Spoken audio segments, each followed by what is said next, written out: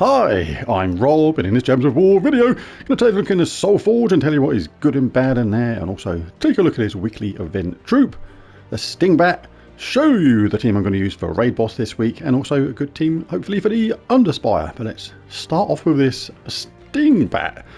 Deals magic +3 damage to 2 random enemies, boosted by purple gems. If an enemy dies, create 2 demonic portal gems.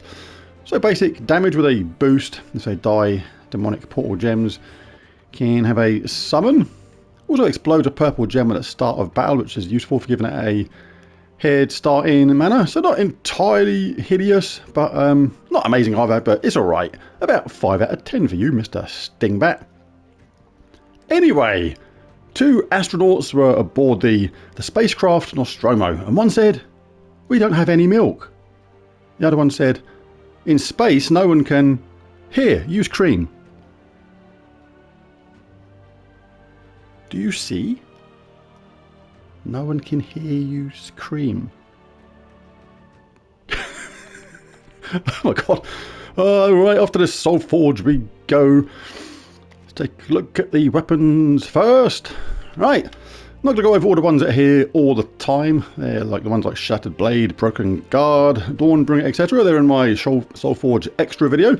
I'll put a link to that in the description below. And this Blood Crystal Blade, don't get it from here, get it from the Raid shop, because you're going to get it there for gems, which is much better than spending your hard-earned diamonds on it. You're going to use 200 diamonds to craft it this way, as well as all this other stuff at the same time. Much better to get it from the Raid Boss shop with gems, and you can pick up more tiers and other stuff at the same time, which is just a better way to go about things, I think. But anyway, it does explode magic +1 purple gems, gives a random status effect to all Sin of Mirage allies, and has a summon at the same time. So a nice explodey summony weapon. I like them ones. On to the next. What is next? Doomed Crossbow, one of the better doomed weapons for me.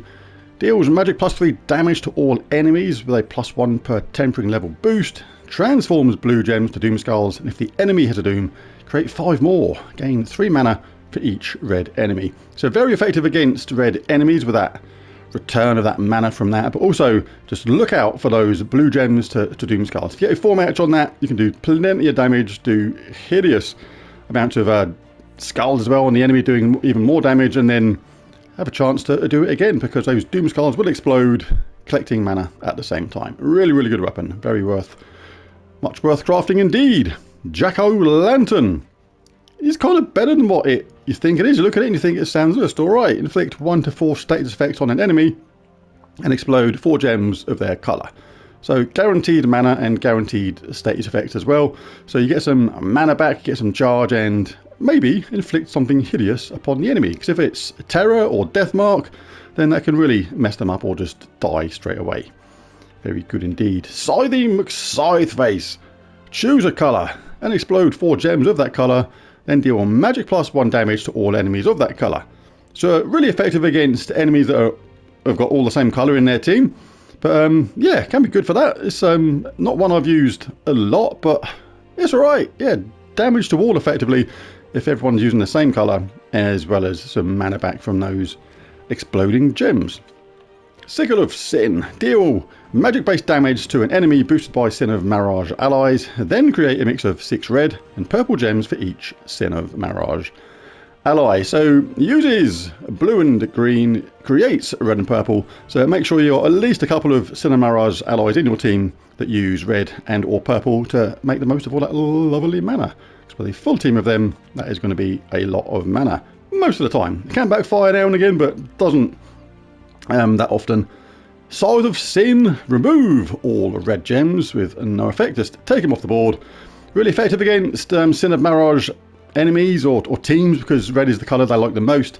Then deal magic based damage to an enemy boosted by gems removed. If the enemy is from Sin of Mirage, or if the battle is in Sin of Mirage, deal double damage. So yeah, the anti Sin of Mirage weapon in a way. Keystone, gain a barrier, always useful. Does have Blessed as one of the upgrades as well, which is nice. Then give a large amount, a magic-based large amount of life to an ally, then cleanse and enchant them. So kind of defensive type weapon, but still can be handy in the right team. Doomed Magi.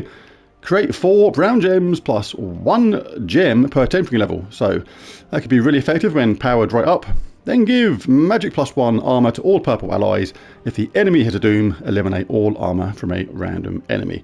Giving armor is okay, but obviously depends upon who you're fighting. If you've got a true damage team, it's not going to be as good. So it's more situational than anything, that one, but it can be good in the right situation. Wand of Stars isn't in my Soulforge extra video, but still the best weapon in the game, even though it does seem to be backfiring a bit more than it used to since the last update. Don't think I'm imagining that. It does seem to be happening quite a lot now, but it's still an awesome weapon. Create 6 elemental stars and bless all allies, or create 7 umbral stars and curse all enemies. So really good for that bless and curse. And the most of the time, awesome mana gen. And what is next? We have the Bane of Gods. Explode! Magic plus 1 purple gems. Grant a random status effect to all Sin of Mirage allies. Then summon a Sin of Mirage troops. So another explodey summoning weapon. I do like them ones. And oh, we have one more at the bottom. The Doomed Vulge. Deal magic based damage to the first 2 enemies with a +2 per tempering level boost. Then create 2 purple gems for each purple ally and enemy. If the enemy hits a doom, gain a random status effect. So really, really effective when you and the enemy is restricted to purple. Or if you've got an all purple team and the enemy's got an all purple team as well, then you can create an absolute hideous amount of purple gems, do damage to those enemies, get so much purple back it's going to likely recharge, and just do it again until the enemy is dead. So really, really good in that kind of situation, the Doomed Vulge. Right, onto the troops next. Let's take a little shufty through these blue summoning stones. Always worth going through these, especially if you're a newer player and still collecting troops. You're looking for troops that are empowered. Start battles with full mana is always useful, and it's not a bad one either. Or any goblins, or anybody that's known to be just a decent troop in the game, like Bog Strider is surprisingly good. Reduce damage from skulls, inflict entangle when doing skull damage, and destroys gems and entangles a random enemy as part of its spell, and only uses 8 mana. So that is a nice little troop there. Have a little shufty through, see if anybody else jumps out. Not the best goblin in the world, but it's still a goblin, and goblins get an extra turn, which is why they're so good. Convert 5 green gems to burning gems, which is red, and gain an extra turn. So if you don't automatically get that match and get some mana from it, then you get another turn to try again. Who else we got? Skeleton. Do like a bit of skeleton. Create 7 skulls, gain magic plus 2 armor, and gain an extra turn. So again, if those skulls don't automatically align or give you an extra turn, you got an extra turn to make it so, said Picard on the Starship Enterprise. Maybe. Probably didn't. Anyway, right, that is the summoning stones. Let's take a look at the mythics. Let's start at the bottom and work our way up. You can still get Dragon Lord Luther for a very small cost. If you've crafted it already, even you can get 4 of these. Very, very small mana cost, because all it's going to cost you is 1,000 souls to get extra copies, which is not bad. Alright, let's take a look at the first mythic. Succubus Queen. Charm an enemy. A charm troop deals its attack as damage to the troops above and below it. So especially when in PvP and things like that, those troops have been mega buffed and things like that, this can really work against them. So you can do all that damage from charm and steal like double plus a couple magic life from them, and also has a summon of 1 to 3 succubi or incubi. So yeah, really good in the right situation. I do like me a bit of the Succubus Queen. Stellarix is here all the time. Midnight King is not a mythic. Next mythic is Phoenix. Really, really good Phoenix. Do like it. Choose one. Deal magic plus 5 by the look of it. True damage to all enemies, or summon 1 to 3 Wildfire Hunters. Really good option to have that damage to all, or a summon if you've lost 1 or 2 troops and you want to get some troops back in place to soak up some damage or things like that. Really good to have those options. And Phoenix's Blessing, really good as well. Bless and enchant a random ally on a match 4 or more gems. Phoenix, very, very good indeed. Topper Sarth is the dragon on rotation this week. Really good, damage to all enemies, boosted by yellow gems. This is one of the gem dragons. The thing is with these, they do cost a lot more dragonite than normal. 2,000 is a lot more than it costs cost normally. But if this is the last gem dragon you need on your road to crafting Stellarix, then it may just about be worth that extra Dragonite, because it can be frustrating just getting more and more duplicates of the other ones. So if this is the last dragon you need, I would say it's probably, possibly, maybe even that extra Dragonite, but it is player's choice. But if it were me and I needed just Topaz Arth for the Gem Dragons collection, I would be happy to spend that extra Dragonite to guarantee it. But each to their own. Next we have Ulor. I like Ulor. He's really good versus the book teams and things like that, and the really heavy magic based teams. Eliminates magic +1 attack from the first 2 enemies, the same amount of magic from the last 2 enemies, and drains all mana from the 2 strongest enemies. When you do that, you can absolutely annihilate the enemy team and just reduce them to like nothingness. And the cool thing about that is as the enemies reduce, say you've killed the top 2 enemies, now the 2 enemies remaining automatically become the first 2 and last 2 and strongest 2. So all them things happen at once. When you kill a couple of enemies, his spell becomes ludicrously strong. Really good. And he's got the best freeze ability probably in the game. Freeze and Faeryfy a random enemy when matching blue gems. Just match blue gems to freeze and Faeryfy random enemies. Really good. Do like me a bit of Ulor in a strategic type game. And the last mythic is King Bloodwood. Deal a magic base heavy splash damage to an enemy boosted by entangled and bleeding enemies, and steal 10 life from all enemies.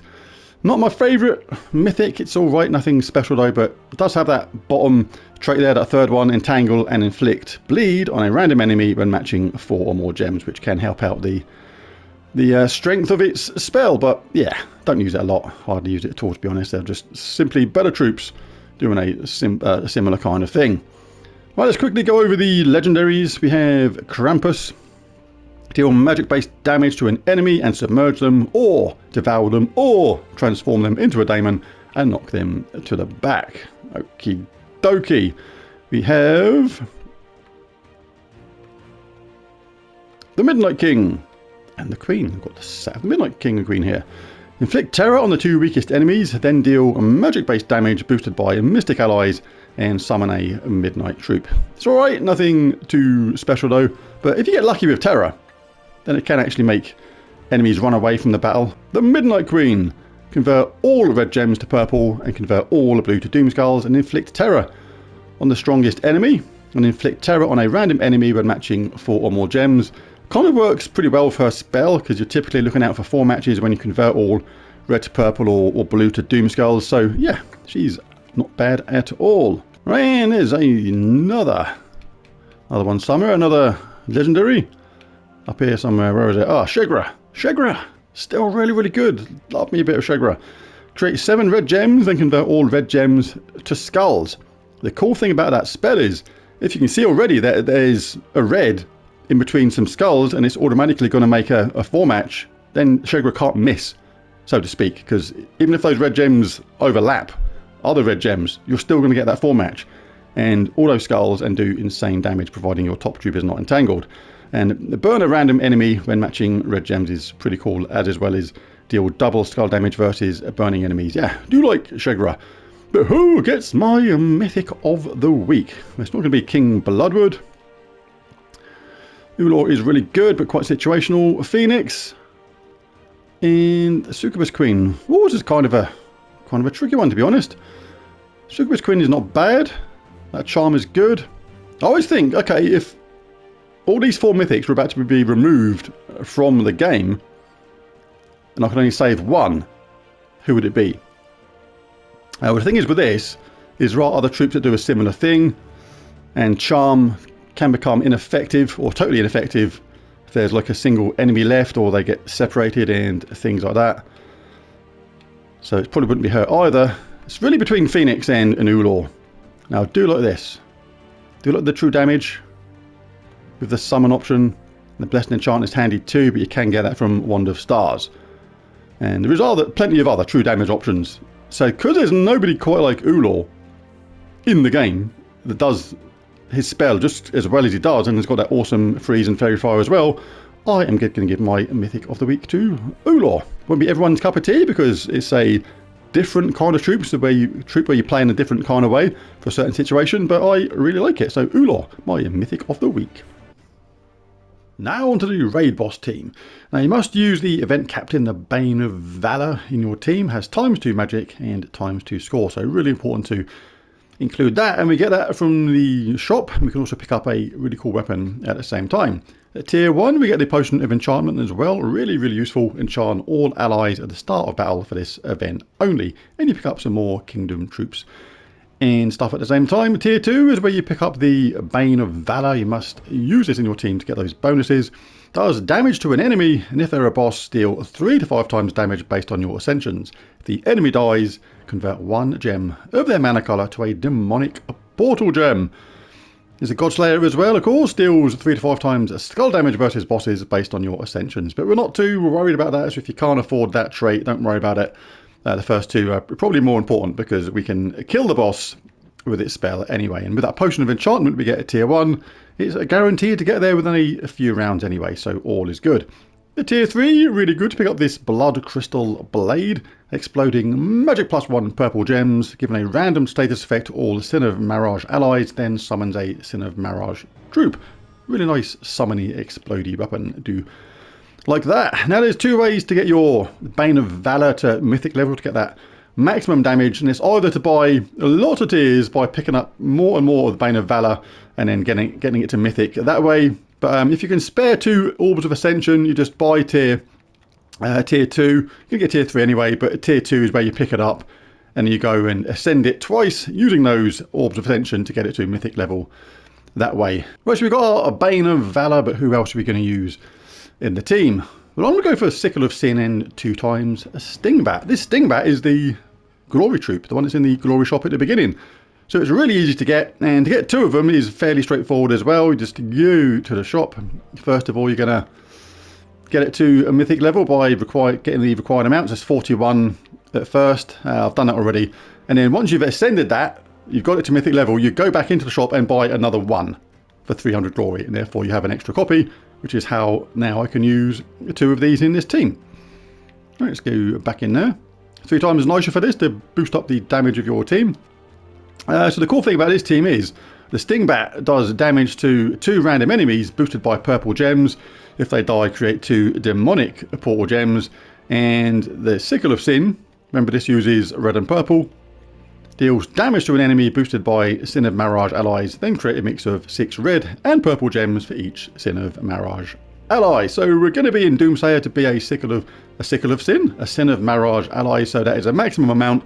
We're going to create stacks of red and purple. This should charge up these 2 really quickly. If they're not dead from this already, then we can finish them off with Stingbat. And then the Bane of Valor will get charged up as well very easily, because of any excess purple will feed into it at the same time, and then we can just finish off the boss when it comes along. The cool thing about this team as well is we get some nice starts as well. Not only have we got that potion of enchantment, but in this class, Doomsayer, we explode a purple gem at the start of battle. Stingbat explodes a purple gem at the start of battle. So that's 3 purple gems exploded at the start of battle. In fact, we'll get a 4th bonus as well, explode a brown gem at the start of battle. So we're going to get a lot of explosions at the start, giving the team a really quick start. So not too worried about not having a 50% mana start on this, because with all those explosions, it kind of is going to make up for it. So very simple team to use. Banner for this, I'm going for +2 blue, +1 purple, -1 yellow. The Banner of Murder. And Doomsayer, let's just take a quick look at the traits and the talent trees. All enemies lose 2 random skill points. Explode a purple gem at the start, as we said. And a 24% chance to death mark a random enemy when matching 4 or more gems. So when we cast that Sickle of Sin and get those 4 matches, we get a chance to just death mark the enemy where they could die really quickly. Talent trees, we could have Resilience, Purification, Plague Bearer. Remember, we're going to get all these 4 matches, so these really come in handy for that. And there's not a great amount here. The Ice Storm is not super useful. Don't want an ally dying, so that's no good, so I may as well have this one. Life Siphon, still 2 life from the first enemy on 4 or 5 gem matches. That is more useful than what it appears sometimes, because sometimes you don't want to use a skull hit or cast someone when they're like on 1 or 2 life, because it's a bit annoying. You have to kind of waste that turn, but just getting that 4 match, you just kill them off by that life siphon, which is really good.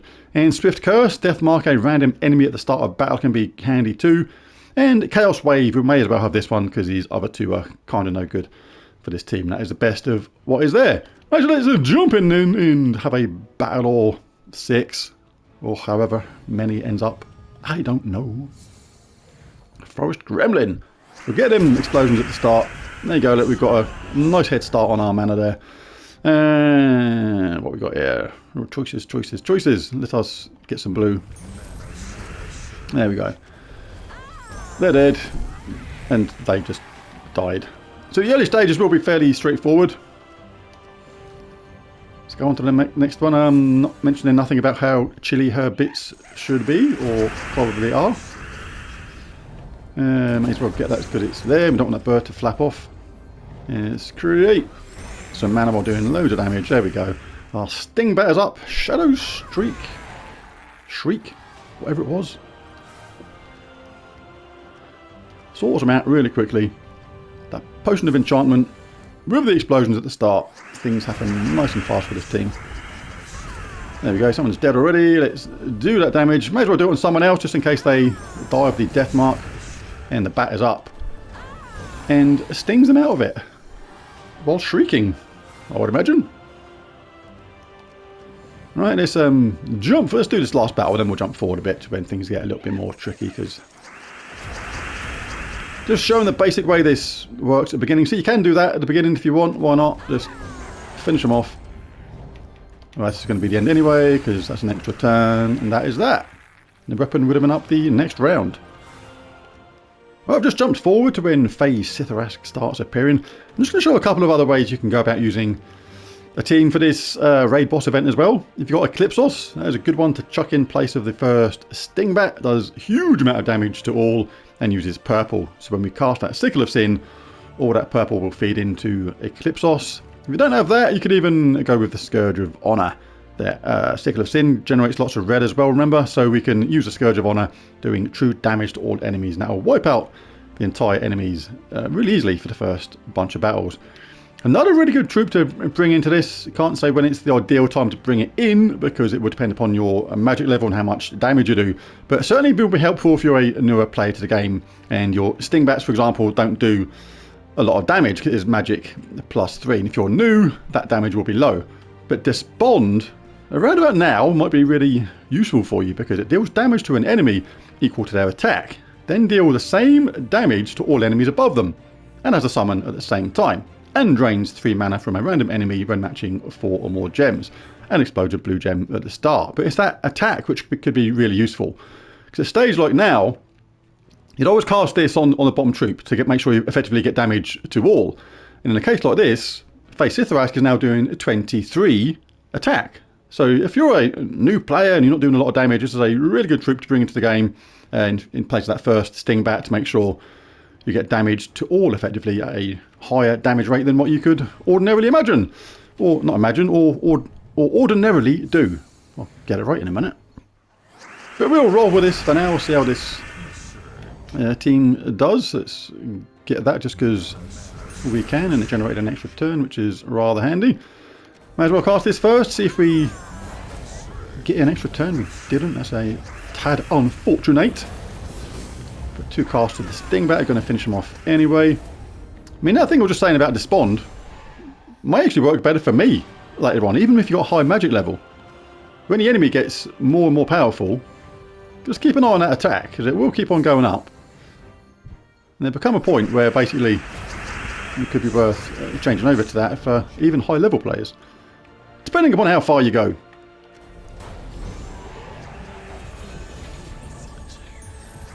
In raid boss, might as well grab some of that. Let's finish them off, and then the sickle thing will finish them off anyway. So yeah, going to be straightforward, nice, no mythic alternative here. But Eclipsos or the Scourge of Honor certainly be useful if you've got them. Look at that, I got charged up straight away, didn't do anything. They thought they were out to cast a spell, not on my watch. Not today, matey boy. There must be a 4 match there somewhere, mustn't there? Oh, there is at the top. So much purple and red. Couldn't see for the purple and red. if that made any sense. Sort of did. Right, let's just do a couple more. You can see how this is going to work. Very straightforward. Just keep on looping. This will loop quite often when you cast this. Get them bats up. Do the damage. Finish off with a God Slayer. And the job will be done. And the bats were ready to go again. And as I say, if you want, you can now bring in, it's not a bad thing now if you're a newer player to the game. I mean, almost definitely be doing more damage now with this bond, because this bottom troop now is doing like 38 damage on attack, so that'd be doing that damage to all them troops above at the same time. Really, really handy. Let's cast that on her because she thought she was about to do something. Ha ha ha ha ha, I foiled your plan. And I laugh in my demonic I foiled your plan kind of way. Well, I just want to show quickly how effective this team can be with the Scourge of Honor in it. Really, really good. True damage to all, as well as that curse and disease a random enemy when matching 4 or more gems is really cool. And it also explodes a green gem at the start of battle, so we get those nice exploded gems at the beginning still. Charging up the team nice and fast. There you go, look, we're nearly ready. All ready, which is really cool. So just we need, what do we need? A bit of brown to do. The Scourge of Honor is up. Just do that. A load of damage to all. They're nearly dead already. The weapon's up next round anyway, so we may as well get something else. And this is what I'm saying about the bat. Like, the bat is really cool because it hits twice, so that will actually finish off that boss. Simple as that. Let's just do one more, and then we'll call the video a day. Video your day. What them like explosions, look, we've got Scourge of Honor up absolutely straight away. Really, really cool, and that will do damage. We'll charge up the team, and our bat is going to steal the glory again. Right, there it is. That's the raid boss stuff. Now on to Underspire. Right now, Underspire. Now, for some reason, the previous footage didn't record properly, so I'm having to show a battle again. But I've only got one torchy thing left, so we'll just show one battle quickly. But it's kind of all you need in a way. This is a very similar team to the raid boss team. Still going to use Sickle of Sin, creating all that red and purple. Really, really cool. All that red and purple fills up Stingbat, which does tons of damage. Because we don't need that God Slayer troop for this, and we don't have a potion of enchantment, we can use the Bane of Mercy to give ourselves a head start. Starts battles with full mana, gives attack to the first ally, and converts yellow to purple to boost the effect. If you get that nice yellow to purple match, you can fill up Stingbat really, really quickly. And the same as the previous team, if you've got the Scourge of Honor, you can chuck that in there as well at the same time and fill that up really quickly if we get a little bit of luck with our weapon. There is another option on this a little bit later on, especially again if you're a newer player, and you can choose to swap out the Bane of Mercy for Despond. If you go deep into the Underspire, the enemy will get really powerful eventually and deal a lot of attack damage. This is where Despond is really useful, dealing damage to an enemy equal to their attack, then deal the same damage to all enemies above them to the same level. So really, really handy on the later levels. Maybe swap out Despond for the Bane of Mercy. The banner for this one, the Yokalaran banner, plus 2 green, plus 1 blue, minus 1 brown. Get that weapon charged up nice and fast. Still to get some explosions at the beginning, thanks to our troops and the class. May as well get that though. The weapon will be charged up next round. Let's do it that way. Didn't even look to spot her face actually, down here. Convert yellow to purple, always look for that straight away, see if you get a nice few matches. We didn't get a full match there, but still got enough to get the team charged up and make fairly short work of the opposition. But it's not a great set of troops we've got to work with this, so we make with it what we can. But like I say, the Scourge of Honor will be really good for this, and maybe even swap out the Bane of Mercy for Despond a little bit later on when the games get a lot tougher. But there it is, any video. If you enjoyed it, it'd be really cool if you bash that like and subscribe button. It really does help. But most of all, thanks for watching. Catch you again in the next one. Bye for now.